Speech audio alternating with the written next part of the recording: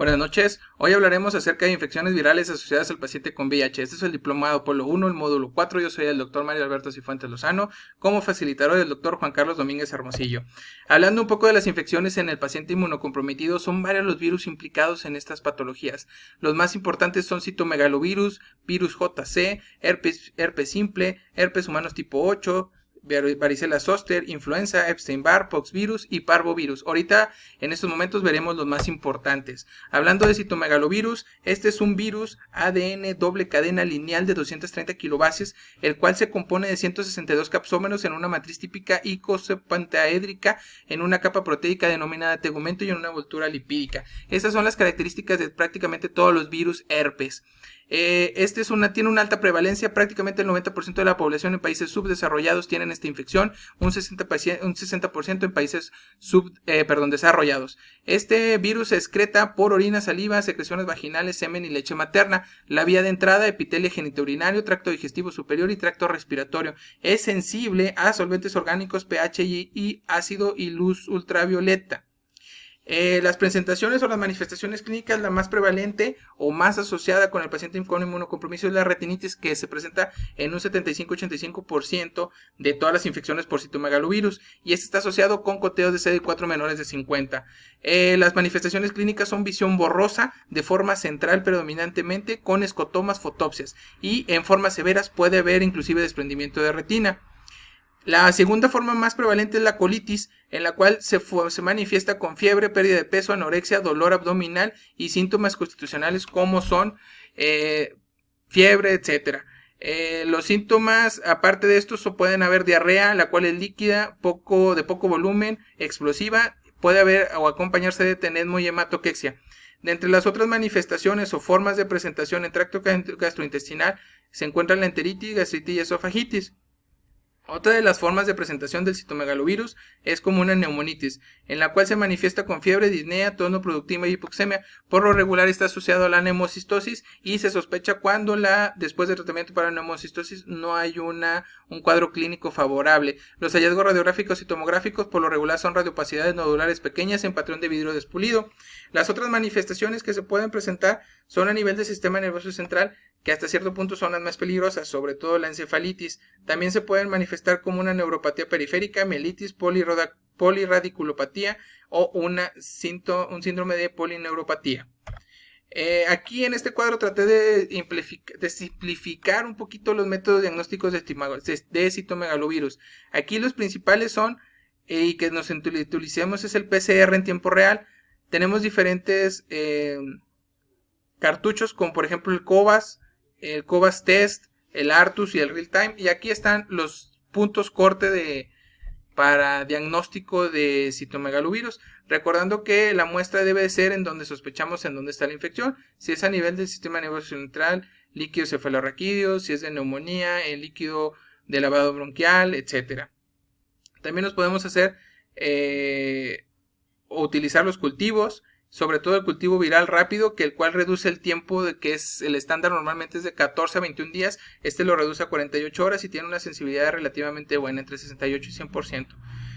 Podemos también utilizar lo que es la histología, cuando podemos observar presencia de cuerpos de inclusiones basofílicas, intranucleares, y que se pueden confirmar con pruebas de histoquímica.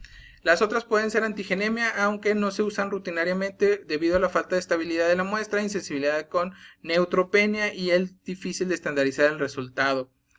En cuanto al tratamiento, sobre todo aquí recuerden que la más prevalente es la retinitis. El tratamiento se puede hacer en base a dos. Podemos utilizar ganciclovir intravitrio, más aparte el tratamiento estándar, que es el valganciclovir, 900 miligramos vía oral cada 12 horas. El tratamiento también, por ejemplo, en afectación neurológica es ganciclovir más foscarnet, en afectación gastrointestinal ganciclovir, y cuando se tolere puede ser valganciclovir vía oral. Neumonitis, ganciclovir. Recordando que después de estas infecciones debe de continuar con una profilaxis secundaria, en la cual el de elección es valganciclovir, con 900 miligramos vía oral al día. Podemos utilizar cualquiera de estas en segunda elección. Recordar que no es recomendable profilaxis primaria, solamente la profilaxis secundaria. Y la profilaxis secundaria se va a suspender cuando se encuentra un CD4, un conteo de CD4 arriba de 100 durante al menos 3 a 6 meses. Otro de los virus muy importantes en los pacientes con inmunocompromiso es el virus varicela zoster. Este es un virus DNA bicatenario de 125 kilobases con las características de los virus herpes. Este es transmitido por gotitas de flush, se excreta a través de salivas, líquido conjuntival, líquido de vesículas en piel, y el herpes zoster únicamente es contagioso en el líquido de las vesículas. Posterior a la infección primaria, en prácticamente todos los pacientes permanece en forma latente en células ganglionares y persisten cordones dorsales, ganglios y ganglios de pares craneales. La presentación clínica es un síndrome de varicela, como en cualquier paciente. Únicamente en el paciente con inmunocompromiso hay manifestaciones más severas. Por ejemplo, se puede asociar a infección bacteriana secundaria, manifestaciones neurológicas, hematológicas o inclusive neumonía. La reactivación de este virus, que es el herpes zóster, sobre todo en nuestro paciente con VIH, se manifiesta con complicaciones. Puede haber manifestaciones neurológicas, puede haber cambios necróticos o hemorrágicos en la piel, superinfección bacteriana y diseminación en la infección con daño a ojo o a oído. El diagnóstico se realiza con PCR en fluidos de las vesículas, líquido cefalorraquídeo, tejido, lavado bronquial o sangre. En VIH prácticamente la detección del PCR nos ayuda para verificar el potencial de diseminación. También podemos utilizar la determinación de anticuerpos por medio de ELISA, inmunofluorescencia o que es el FAMA, el cual determina o detecta los anticuerpos contra glucoproteínas en el suero. Es un poquito mejor que es un test de avidez de inmunoglobulina G del virus varicela zoster, el cual lo puede detectar por ELISA o inmunofluorescencia y que nos ayuda a diferenciar entre la infección primaria o la reinfección. El tratamiento para la varicela zoster solamente está indicado la profilaxis primaria cuando se sospecha de un contacto con pacientes que no tuvieron primoinfección y esa base de gamma globulina inmune específica dentro de los primeros 10 días de posexposición, o podemos utilizar la aciclovir o valaciclovir. El tratamiento básicamente se puede utilizar con valaciclovir, fanciclovir o aciclovir dependiendo de la presentación de la infección. Y por ejemplo en el herpes zoster refractario lo que utilizamos es Foscarnet. Hablando de otro virus, el virus herpes simple. Este es un virus DNA de doble cadena lineal de 120 a 230 kilobases con las características de los virus herpes. La infección por virus herpes simple 1 se da con el contacto con lesiones herpéticas, secreciones mucosas o lesiones dérmicas. Y la infección genital por virus de herpes 1 o 2 es vía oral genital.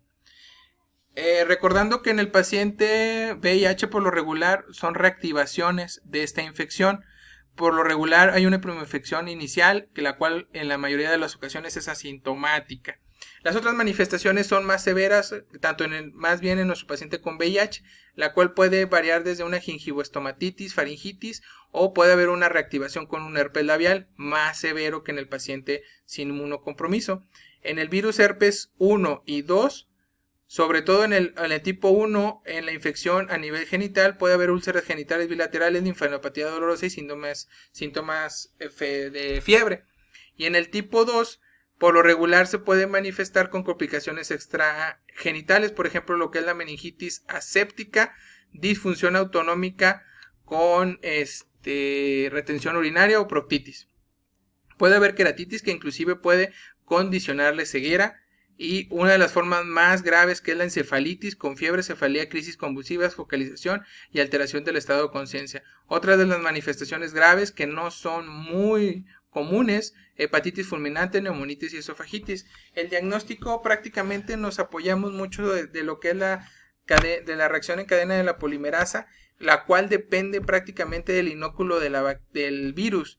Entre mayor sea el inóculo, mayor de 3 logaritmos, su sensibilidad inclusive aumenta por encima del 95%.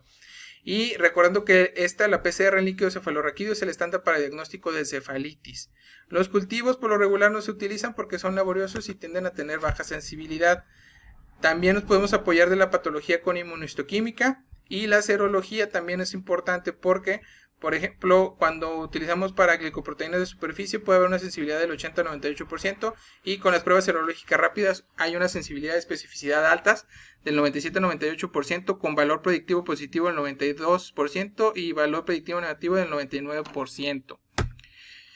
En estos pacientes no está indicado la profilaxis primaria, solamente la profilaxis secundaria cuando hay herpes genital recurrente. Podemos utilizar cualquiera de estos 3 medicamentos, valaciclovir, fanciclovir y aciclovir a estas dosis.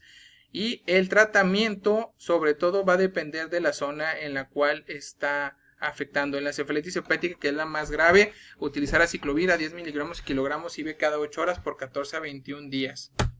El virus herpes humano tipo 8. Ese es un virus DNA doble cadena de 160-170 kilobases. Tiene una cápside isosaédrica con un núcleo denso. Este es un virus linfotrófico y tiene capacidad de infectar endotelio, linfocitos T, B, células dendríticas, queratonocitos y fibroblastos. Es un virus denominado oncogénico. Esto, bueno, ahorita más adelante. Su mecanismo de transmisión es dudoso. Se comenta que en zonas endémicas es por ruta no sexuales, principalmente por contacto con saliva, y la transmisión vertical también es preponderante. En zonas de baja prevalencia, sobre todo el mecanismo de transmisión es sexual. Las manifestaciones clínicas de la primoinfección son inespecíficos: fiebre, artralgias, edemas, artrosinovitis, esplenomegalia, linfadenopatía y diarrea. ¿Cuál es lo más importante de este virus? Es que está asociado al sarcoma de Kaposi. Este es un cáncer que es inclusive definitorio de SIDA, y aquí están sus manifestaciones, que prácticamente es un tumor del endotelio que se manifiesta en piel, que son prácticamente lesiones papulares o ampollosas de color eritémato violáceas. También está asociado a la enfermedad de Castleman y linfoma de fusión primario. Los métodos diagnósticos, ninguno se ha definido como un estándar de oro y prácticamente el diagnóstico es clínico. Podemos utilizar PCR, Western blot, histopatología, inclusive la que nos va a ayudar más es la histopatología. De tratamientos, ninguno es importante. Se ha visto que valganciclovir disminuye la presencia del virus herpes 8 en la zona orofaringea, pero pues no. Prácticamente el tratamiento es el tratamiento antirretroviral. Con esto disminuye la progresión e inclusive hay regresión de las lesiones por del sarcoma de Kaposi. El virus JC, por último, este es un virus pequeño, no envuelto, DNA de doble cadena circular con 50 pares de bases y está compuesto por 72 capsómeros en forma simétrica y icosaédrica. Por lo regular hay primoinfección que ocurre en la infancia. Prácticamente el 50% de todos los niños de entre 10 a 15 años ya está infectado y el 80% prácticamente a la edad adulta. Como les comentaba, la primoinfección es asintomática. En ocasiones puede haber síntomas gripales como una infección de vías respiratorias superiores. Y aquí lo importante es que está asociado a lo que es la leucoencefalopatía multifocal progresiva. Y es asociado, o sus manifestaciones son deterioro cognitivo, alteraciones en la marcha, incoordinación, pareja de miembros pélvicos y crisis convulsiva. Recordando que estas manifestaciones clínicas o cuando se presenta la leucoencefalopatía es cuando hay CD4 con TO menor de 50. El diagnóstico, el estándar de oro es la biopsia cerebral con una sensibilidad del 74-96% con una especificidad del 100%, pero nos apoyamos mucho de lo que es la PCR, la cual en líquido cefalorraquídeo tiene una sensibilidad del 72 al 92% con especificidad del 92 al 100%. El tratamiento, no existe ningún tratamiento en específico. Hay datos de que la mirtazapina y citarabina pudieran tener alguna implicación en la mejoría de esta enfermedad, sin embargo no es nada concluyente. Aquí lo importante es el tratamiento antirretroviral lo antes posible, recordando que puede haber asociación con síndrome de reconstitución inmune, tenerlo presente y dar tratamiento con corticosteroide para disminuirlo. Esto sería todo, muchísimas gracias. Esto es el Diplomado Apolo 1, espero que les haya gustado la plática.